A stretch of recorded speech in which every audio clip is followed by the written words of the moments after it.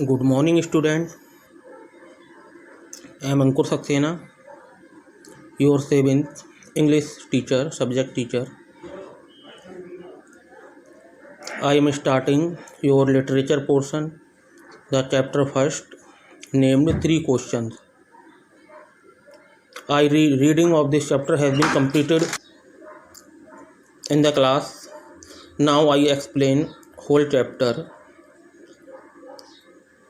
before you. Let us start. The name of this chapter is three question, यानी तीन question. A king had three question. एक जो king थे, राजा थे, had three question, उनके तीन क्वेश्चन थे. एंड ही सीइंग आंसर, और वो इनके आंसर देख रहे थे. To them, what are the question, ये क्या क्वेश्चन थे. और does the king get what he want, क्या राजा पा सके जो वो चाहते थे. और let us read this chapter. The thought came to a certain king, एक किसी राजा के दिमाग में एक विचार आया. दैट की ही वुड नेवर फेल, वो कभी फेल नहीं होगा. इफ़ ही न्यू, यदि वो जाने. थ्री थिंग, तीन चीज़ों के बारे में. दी थ्री थिंग्स वर, ये तीन चीज़ें थीं.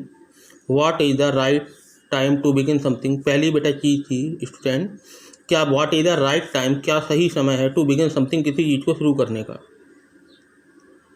बेटा in the middle of the lesson, मैं जो मेन हार्ड मीनिंग है मैं आपको एक्सप्लेन करता रहूँगा, और आपको वो मीनिंग आपको अपनी कॉपी में, फेयर कॉपी में लिखना है. ओके. फर्स्ट थिंग ये थी कि what is the right time to begin something, किसी चीज़ को शुरू करने का समय, सही समय क्या था, क्या है. Which people should he listen to, किस प्रकार के लोगों को ही लिसन टू, उसे सुनना चाहिए. ये सेकंड क्वेश्चन था. और लास्ट क्वेश्चन था what is the most important thing, वो क्या मेन इम्पॉर्टेंट थिंग चीज़ थी फॉर हिम, उसके लिए करने के लिए, डू करने के लिए, मतलब वो क्या चीज़ें करे, उसके लिए क्या कौन सी इंपॉर्टेंट थिंग है करने के लिए. ओके. ये तीन क्वेश्चन हैं. पहला रिपीट कर रहा हूँ, सही समय क्या है किसी चीज़ को शुरू करने का. दूसरा, सेकंड, कि उसे किन लोगों को सुनना चाहिए.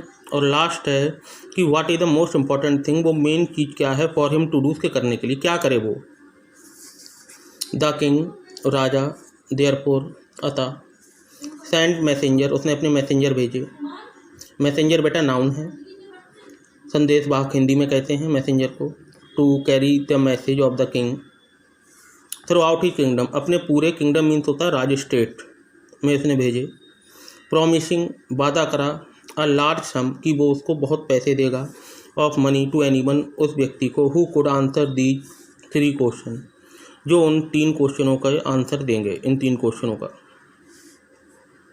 मैनी वाइज मैन, बहुत से वाइज मैन, इंटेलिजेंट पर्सन आए टू द किंग, राजा के पास.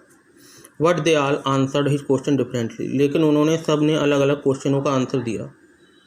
इन reply of the first question, पहले क्वेश्चन के आंसर में, रिप्लाई में, उत्तर में. सम सैड, कुछ ने कहा.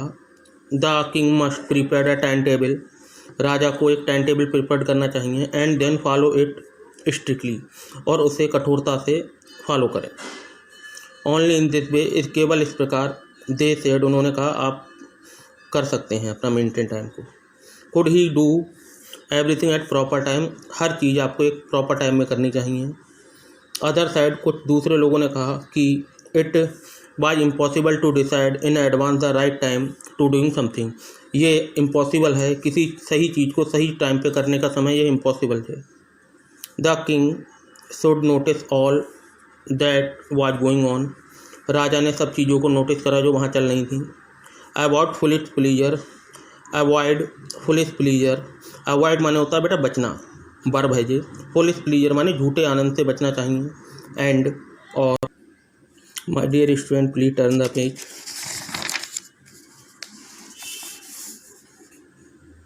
ऑलवेज डू, और हमेशा करना चाहिए. व्हाट एवर सीम नेसेसरी, जो तुम्हें सही लगे. एट दैट टाइम, उस समय. यट, फिर भी. अदर साइड, दूसरों ने कहा. दैट की the king needed a council of wise man, कि राजा को नीडेड माने आवश्यकता है. अ काउंसिल, काउंसिल मीनिंग बेटा, काउंसिल का मतलब होता है a group of people, choosing to give advice, लोगों का समूह जो हमें सलाह देता है, राजा को सलाह देता है, उसे आप काउंसिल कहते हैं। ओके, राजा को काउंसिल, वाइज मैनों की काउंसिल को अरेंज करना चाहिए। हु वुड हेल्प देम, जो उसकी मदद करेंगे। Act at the proper time, सही समय सही चीज़ करने के लिए। This was because one man would find it impossible to decide correctly, क्योंकि एक आदमी के लिए यह कर पाना बहुत ही इम्पॉसिबल है। विदाउट हेल्प फ्रॉम अदर, बिना दूसरे की मदद के। The right time for every action, हर एक्शन को करने का right time. Okay, what then other side, तब दूसरों ने कहा, दैट कि देयर वर समथिंग, ऐसी कुछ चीज़ें थीं, विच कुड बी अर्जेंट, जो आवश्यक हैं। The thing could not wait for the decision of the council, ये चीज़ें वेट नहीं करती हैं काउंसिल के डिसीजन का, निर्णय का। In order to decide the right time for doing something, किसी चीज़ को सही करने का सही समय जो होता है, it is a necessary to look in to the future, ये भविष्य पे डिपेंड है। And only magician could do that, और जो भविष्य के बारे में आपको बता सके उसे हम क्या कहते हैं, मैजिशियन। बेटा मैजिशियन मतलब जादूगर। Okay, the king therefore would have go to magician, तब राजा ने अतः गो, उसे जाना चाहिए मैजिशियन के पास, जादूगर के पास।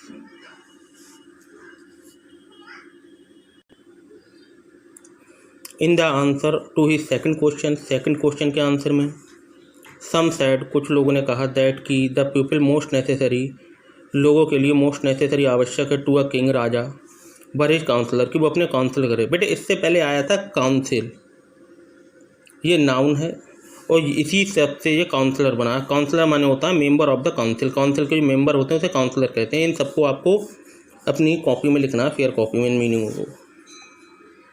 अदर साइड, दूसरों ने कहा, द प्रिस्ट, प्रिस्ट माने होता है बेटे पुजारी,